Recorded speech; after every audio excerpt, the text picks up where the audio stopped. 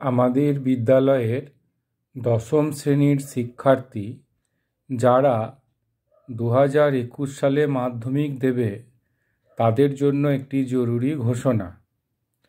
আমরা আগের নোটিশে বলেছিলাম যে ফর্ম ফিল আপের দিন তোমাদের অভ্যন্তরীণ প্রস্তুতিকালীন মূল্যায়ন বা ইন্টারনাল ফরম্যাটিভ ইভ্যালুয়েশন কিভাবে হবে সেটা জানানো হবে, কিন্তু ফর্ম ফিল আপের বিষয়গুলি জানতে পারার পর আমরা বুঝতে পারছি ওটা অনেক দেরি হয়ে যাবে।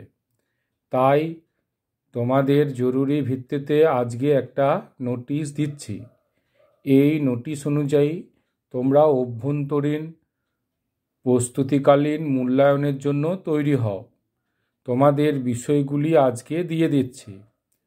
আগামী 28 তারিখ বেলা 12টায় মেয়েদের এবং আগামী 29 তারিখ 28/12/2020 এবং 29/12/2020 বেলা 12টায় ছেলেদের মাধ্যমিকের ফর্ম ফিল আপ হবে। তখন রেগুলার স্টুডেন্টসরা এই অভ্যন্তরীণ প্রস্তুতিকালীন মূল্যায়নের যে চার্ট বা বিষয়গুলি করতে দেওয়া হয়েছে সেইগুলি করে নিয়ে আসবে। সিসি এবং স্পেশাল তোমরাও ওই দিনকে ফর্ম ফিল আপ করবে, কিন্তু তোমাদের আর অভ্যন্তরীণ মূল্যায়নের দরকার নেই। আগে যে অভ্যন্তরীণ মূল্যায়ন হয়েছিল সেই নম্বরগুলোই বসে যাবে। তো আমি এই নোটিশটা একবার পড়ছি, তোমরা আগামী সোমবার দিন স্কুলে গিয়ে নোটিশটা দেখে নিতে পারো। আগামী কাল অর্থাৎ 19 তারিখ, 20 তারিখ, 21 তারিখ তোমরা এই 3 দিন তথ্য সংগ্রহ করো এবং 22, 23, 24, 25 এই 4 দিনের মধ্যে তোমরা এই বিষয়গুলো লিখে নাও। প্রথমেই বলে নিই, A4 সাইজে যে পাতায় জেরক্স করা হয় ওই A4 সাইজের একটা করে পাতা নেবে। পাতার উপরের দিকে ক্লাস, সেকশন, নাম, রোল নাম্বার লিখবে, বিষয় লিখবে। তারপরে ওই পাতায় তোমাদের যেটা করতে বলা হয়েছে সেইটা করবে।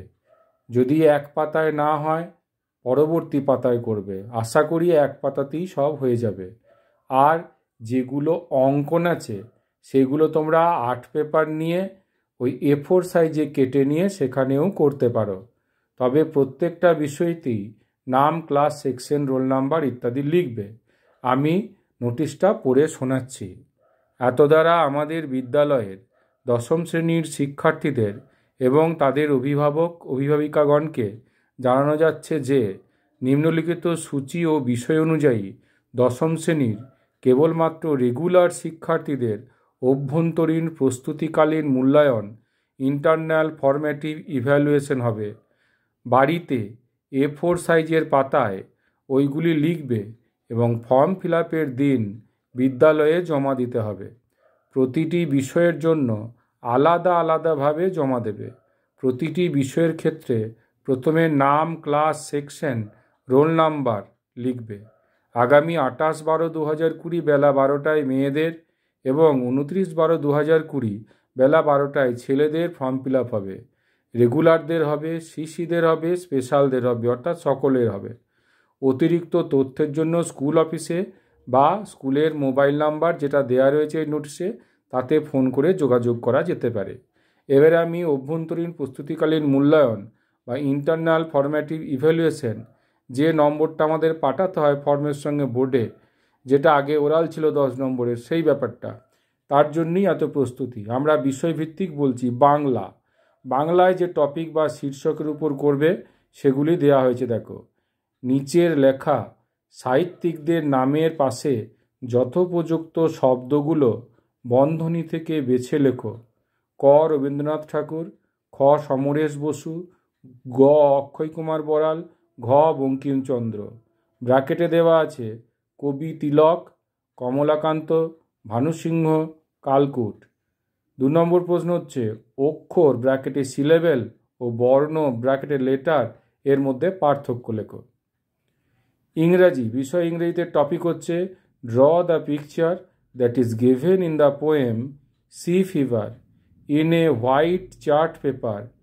ব্র্যাকেটের মধ্যে আছে 1/4 part of the paper mentioning your name, class, section, roll number. ইতিহাস, বিশ্ব ইতিহাসের শীর্ষক বা টপিক হলো 19 শতকে ভারতবর্ষে সভা সমিতির যুগে গড়ে ওঠা বিভিন্ন সভা সমিতিগুলির নাম ও প্রতিষ্ঠার সময়কাল ক্রমানুসারে সাজিয়ে একটি চার্ট তৈরি করো। বোঝা গেল? আমি আর একটু বড় করে দেখানোর চেষ্টা করছি বিষয়গুলো, দেখে নাও। বাংলা, ইংরাজি, ইতিহাস।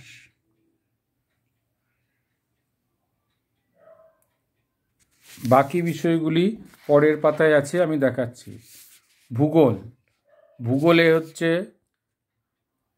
শীর্ষক বহির্জাত প্রক্রিয়ায় ব্র্যাকেটে নদী, বায়ুপ্রবাহ, হিমবাহ সৃষ্ট ক্ষয়জাত ও সঞ্চয়জাত, একটু গণ্ডগোল আছে লেখাটায়, সঞ্চয়জাত হবে কোনো চারটি অর্থাৎ মোট 4টি ভূমিরূপ অঙ্কন করো এবং উদাহরণ লেখো। ব্র্যাকেটে A4 সাইজের মাউন্ট পেপার বা ওই ধরনের পেপারের উপর নাম, ক্লাস, সেকশন, রোল নাম্বার লেখো। নিচের অংশকে 4টি বক্সে ভাগ করো।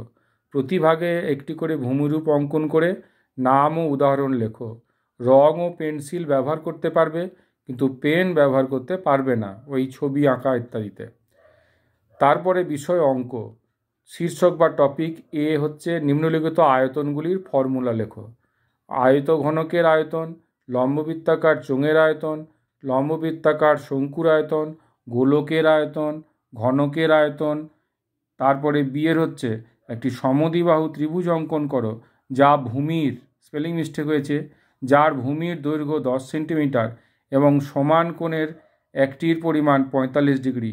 ওই ত্রিভুজের অন্তর্বৃত্ত অঙ্কন করো।